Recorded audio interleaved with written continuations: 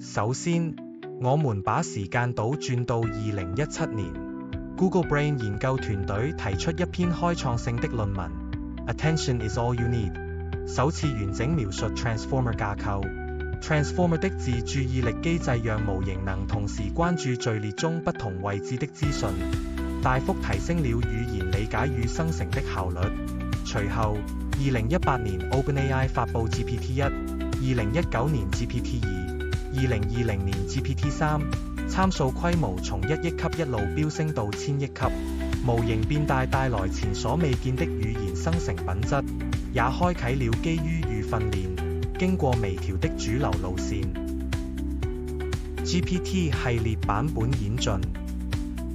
GPT-3 之後，OpenAI 又發表 GPT 3.5 與 GPT 4。GPT 3.5 主要在對話對齊 alignment 上下功夫，透過 RLHF 人類回歸強化學習，讓模型更合群，回答更貼近人類偏好。GPT 4則在能力上更全面，支援多語、多模態輸入，並能在各種專業測驗中取得遠超過平均的成績。值得注意的是，參數量並非唯一指標，資料品質、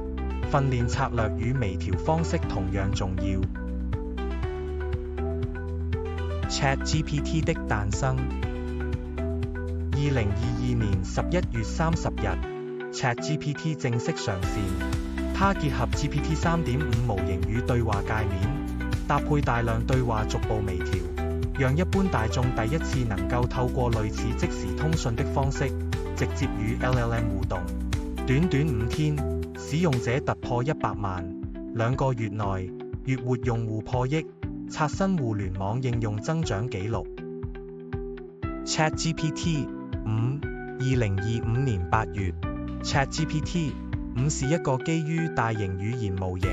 LLM 的 AI 對話系統。它的核心原理是透過大量文本訓練，讓它學會根據我們輸入的文字，預測並生成最合適的回覆。你可以把它想象成一個超大型語言自動保存系統，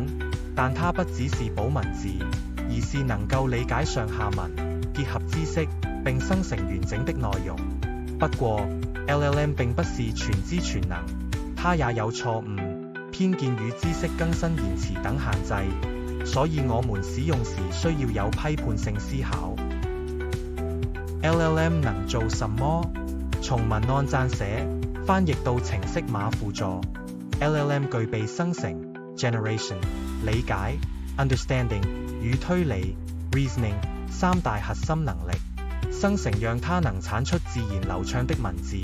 理解則在於它能讀取並歸納複雜信息，推理是指它能根據上下文進行邏輯推斷，例如摘要、分類，甚至多步思考。